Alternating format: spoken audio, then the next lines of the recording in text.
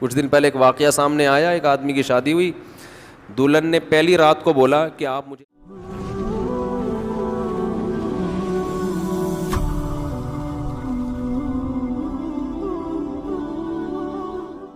وَلَا يَحِلُّ لَهُنَّ أَن يَكْتُمْنَ مَا خَلَقَ اللَّهُ فِي أَرْحَامِهِنَّ، اللہ نے عورت کو حکم دیا، مسلمان عورت کو، کہ اگر تمہیں طلاق ہو جائے تو تمہارے پیٹ میں اگر حمل ہے، اس حمل کو، اس پریگننسی کو تمہیں چھپانے کی اجازت بولیں نہیں ہے، اگر تم اللہ اور آخرت پر ایمان رکھتی ہو۔ یہ بھی ہوتا ہے آج کل،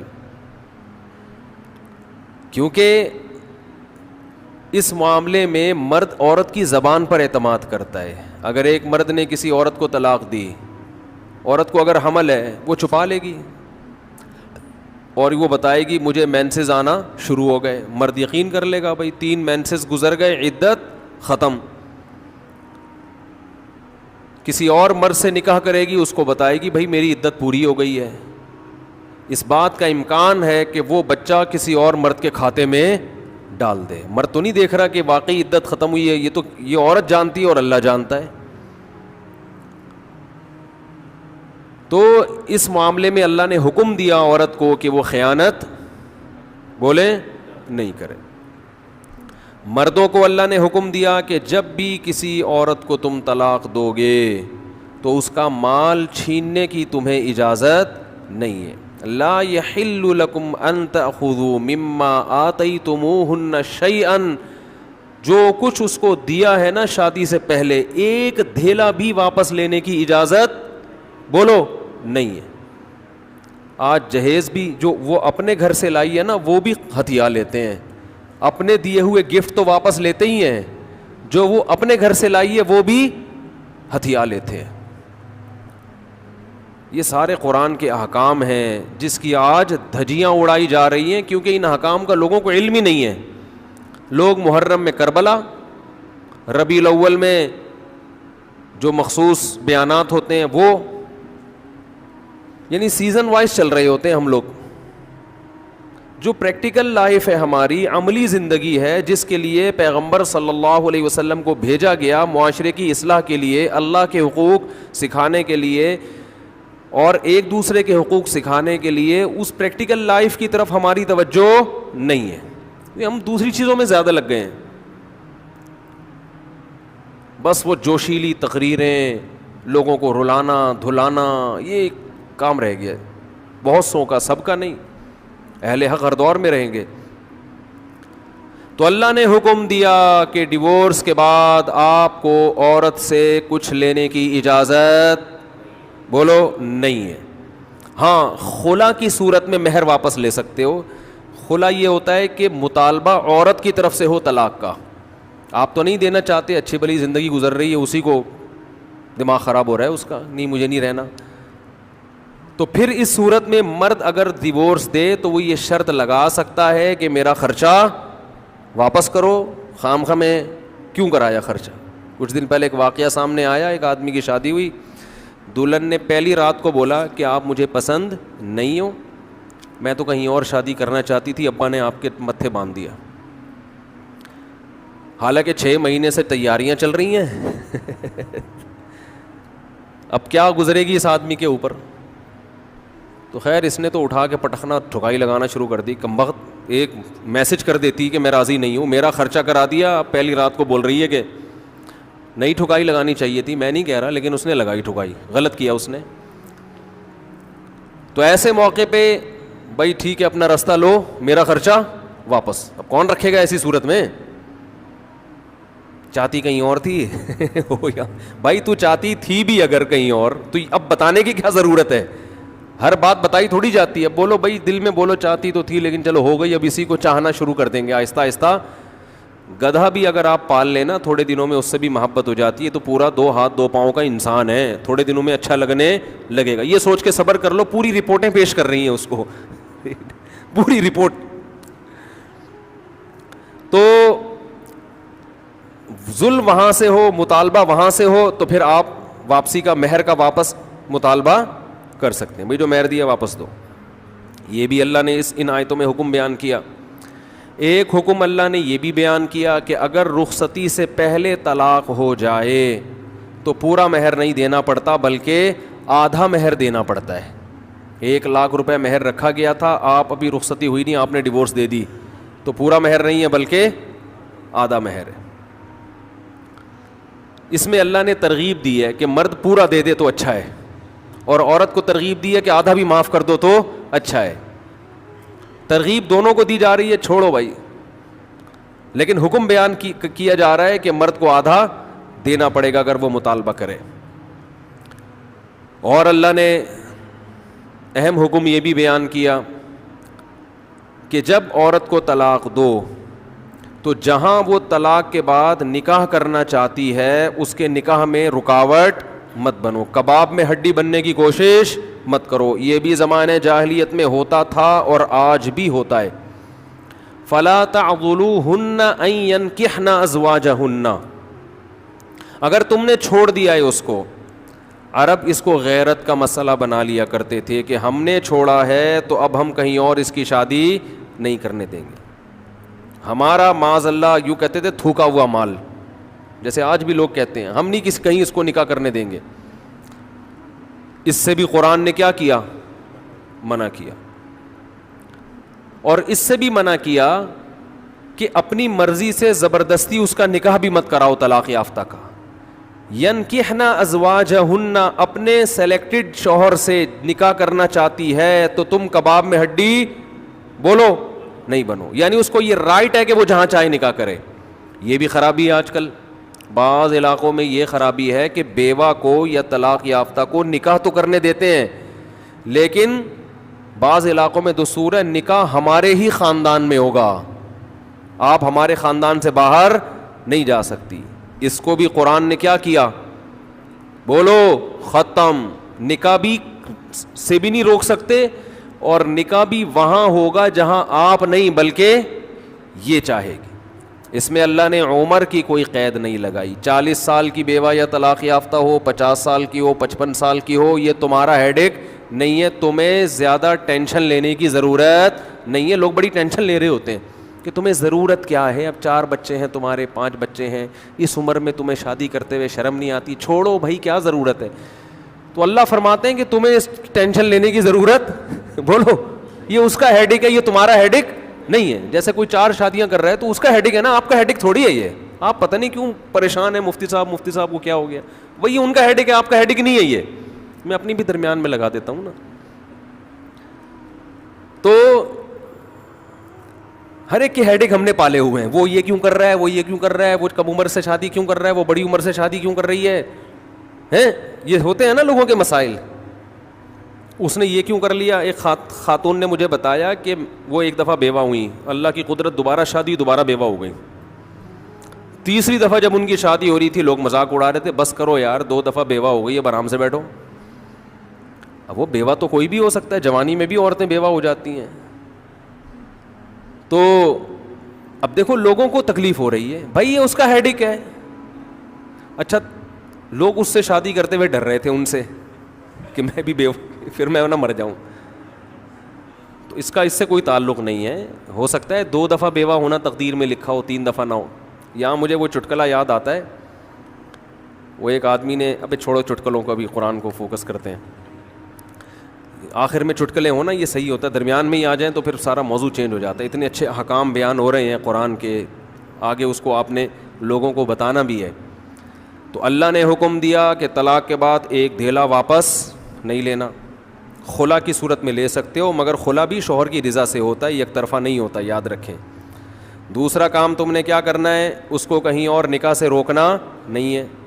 تیسرا کام یہ کرنا ہے, نکاح بھی وہاں کرنا ہے جہاں وہ چاہتی ہے. تمہاری مرضی نہیں مسلط ہوگی, اس کی مرضی چلے گی. اور اگر پرانے شوہر سے نکاح کرنا چاہے اور 2 طلاقیں ہوئی ہوں تو وہاں بھی کر سکتی ہے, کیونکہ آیت کا ایک شان نزول بھی ہے. ایک صحابی نے اپنی بہن کا نکاح کسی صحابی سے کرایا, تھوڑے دنوں میں طلاق ہو گئی. طلاق ایک تھی, عدت ختم ہوئی, نکاح ختم. اب تھوڑے دنوں کے بعد دوبارہ ان دونوں کا دل چاہنے لگا کہ ہم آپس میں کمپرومائز کر لیں. ہوتا ہے وقتی طور پر اختلافات بہت زیادہ ہوتے آتے ہیں, جب دور رہتے ہیں تو آپس میں میلان ہونے لگتا ہے. لیکن وہ جو صحابی تھے نا جن کی بہن کو طلاق ہوئی تھی, انہوں نے کہا کہ اب میں اپنی بہن کا نکاح دوبارہ اس آدمی سے بولو نہیں کروں گا. اور کہا کہ یا رسول اللہ, میں نے ان کی عزت کی, ان کو اپنی بہن نکاح میں دی, انہوں نے لڑائی جھگڑا کر کے طلاق دے کے میرے گھر میں بٹھا دیا اس کو, تو میں کیسے دوبارہ. ایک ذلت محسوس ہوتی ہے نا انسان کو. قرآن میں اللہ نے آیتیں نازل کی کہ اگر وہ اپنے شوہر سے نکاح کرنا چاہتی ہے تو درمیان میں رکاوٹ مت بنو. لڑے بھی وہ خود تھے, اب جڑ بھی خود رہے ہیں. نہیں آ رہی بات. اس کو بھی لوگ غیرت کا مسئلہ بنا لیتے, سسر صاحب بنا لیتے ہیں. میرے داماد نے میری بیٹی کو طلاق دی ہے, میں تو نہیں واپس بھیجوں گا. بھائی دنیا میں جو آدمی میں لچک نہیں ہے نا, فلیکسیبلٹی نہیں ہے, لچک نہیں ہے جس میں, وہ کبھی بھی کامیاب نہیں ہو سکتا. یاد رکھو یہ جو ہوتا ہے نا, میں اصول کا پکا.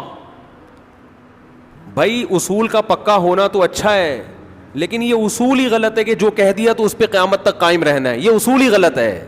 اصول یہ ہونا چاہیے کہ جب موقع کی مناسبت سے جو بات ٹھیک لگے گی اپنے آپ کو چینج کر لوں گا. یہ اصول ٹھیک ہے, اس اصول پہ پکے رہو, اور یہ نبی سے ہمیں ملتا ہے یہ اصول. حدیث میں آتا ہے ایک صحابی نبی کے پاس آئے, مجھے صدقہ چاہیے, یہ چاہیے, وہ چاہیے. آپ نے فرمایا اللہ کی قسم تم پر خرچ نہیں کروں گا میں. وہ چلے گئے, آپ نے دوبارہ بلایا, فرمایا ان پہ صدقہ کرو, دے دو. وہ پریشان, یا رسول اللہ آپ نے تو قسم اٹھائی تھی کہ میں آپ کو نہیں دوں گا. آپ نے فرمایا مر رآ علی یمین فرآ غیرہا خیرا منہا فلیکفر عن یمینہ, کہ جو شخص کسی بات پہ قسم اٹھا لے, جائز بات ہو, کوئی اگر حرام پہ قسم اٹھائی وہ تو بچنا لازم ہے نا, کہ میں گناہ نہیں کروں گا, وہ تو ویسے ہی حرام ہے. جائز کام, صدقہ تو جائز ہے نا, بلکہ ثواب ہے.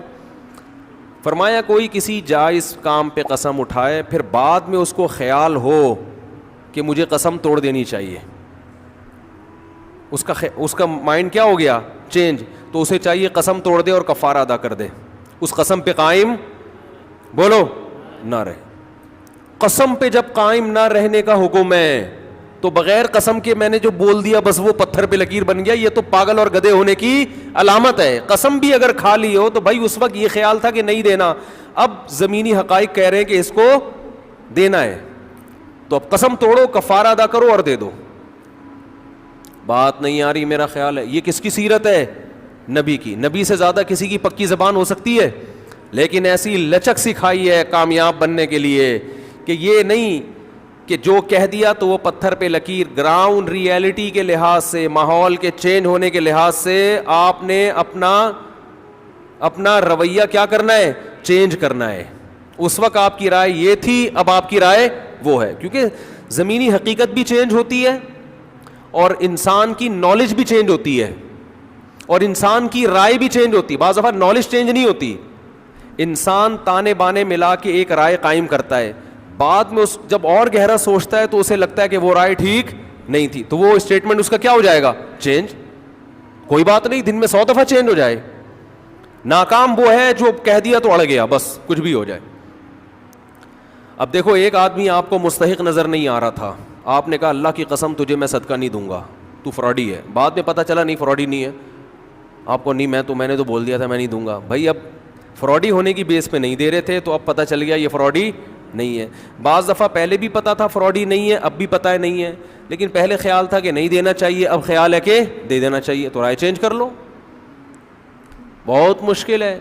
اور گھریلو جھگڑوں میں تو میاں بیوی کی طبیعت میں اگر لچک نہیں ہے نا, 4 دن بھی ان کا رشتہ نہیں چل سکتا. یہ تو مجھ سے ابھی لکھوا کے سگنیچر انگوٹھے لگا لو, جیسے سبزی والے نے ٹھپے لگائے تھے انگوٹھے لے کے گھوم رہا ہوں, لیکن آپ انگوٹھے نہیں, آپ مجھے پکڑ لینا, میں کہاں بھاگوں گا.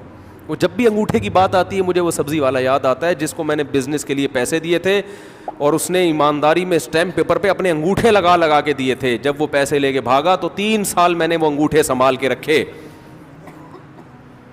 اب لوگ مجھے کہتے ہیں نا وہ فلاں آدمی کو میں اتنے کروڑ روپے دے رہا ہوں تو اتنا ایماندار ہے, میں تو اسٹیمپ پیپر پہ لکھوا رہا ہوں اور انگوٹھے بھی لگوا رہا ہوں. میں کہتا ہوں یہ انگوٹھوں کا تذکرہ میرے سامنے مت کیا کرو, انگوٹھوں سے کچھ بھی نہیں ہوتا.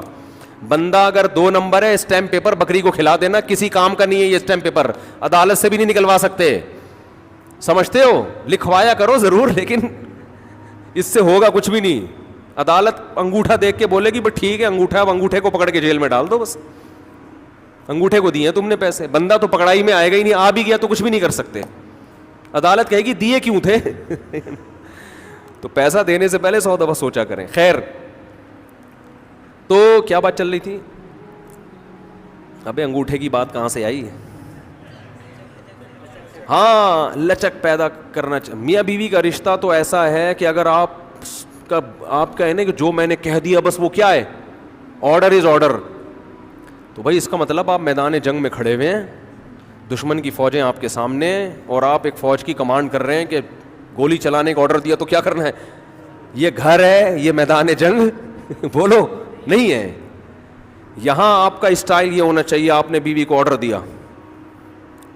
گراؤنڈ ریئلٹی یہ کہہ رہی ہے کہ بھائی میرا روب اس پر بیٹھا ہوا ہے اور وہ پکوڑے بنا بنا کے خود ہی کھا رہی ہے، آپ کو ایک لقمہ بھی نہیں کھانے دے رہی. آپ غصے میں آئے، آپ نے کہا بیگم مزید پکوڑا اگر کھایا نا تو. گراؤنڈ ریئلٹی کہہ رہی ہے کہ اس دھمکی سے یہ پکوڑے کھانا چھوڑ دے گی نا. لیکن آگے اس کا ایٹیٹیوڈ آپ نے دیکھا، اس نے کہا تو کیا کر لے گا. فوراً وہ کرچھلی اٹھائی، تو کیا کر لے گا. فوراً لچک پیدا کرو. بولو تو صبر کروں گا اور کیا کروں گا. یہ کامیاب، یہ گھر کیا کیسے چلے گا، یہ رشتہ جوڑا رہے گا. اگر آپ نے اس کا ایٹیٹیوڈ دیکھ کے، اس کی پیشانی پہ سلوٹیں دیکھ کے اپنی دھمکی کو واپس نہیں لیا تو یہ گھر کیا ہوگا، پکوڑے تو کھا لو گے آپ لیکن آپ کے بچوں کی ماں مارکیٹ سے شارٹ ہو جائے گی. تو اس میں گھر کے اندر کا اصول لچک. کامیاب آدمی وہ، ہاں ناقابل برداشت کوئی معاملہ ہو جائے تو ایک الگ بات ہے. تو اللہ نے کیا حکم دیا کہ اگر ڈیورس ہو گئی ہے پھر دوبارہ ملنا چاہتے ہیں تو کباب میں ہڈی بولو مت بنو، ملنے دو ان کو، کوئی مسئلہ نہیں ہے. ہاں یہ قرآن نے کہا ہے کہ اس شرط میں ملیں کہ ان کا اپنے بارے میں یہ خیال ہو کہ دوبارہ وہ جھگڑے نہیں کریں گے. ایسا نہ ہو ملتے پھر وہی ٹینشنیں شروع کر دیں. اب دوبارہ اپنی اصلاح کر کے آئیں کہ بھئی اب ان ماضی کے قصوں کو چھیڑنا نہیں ہے.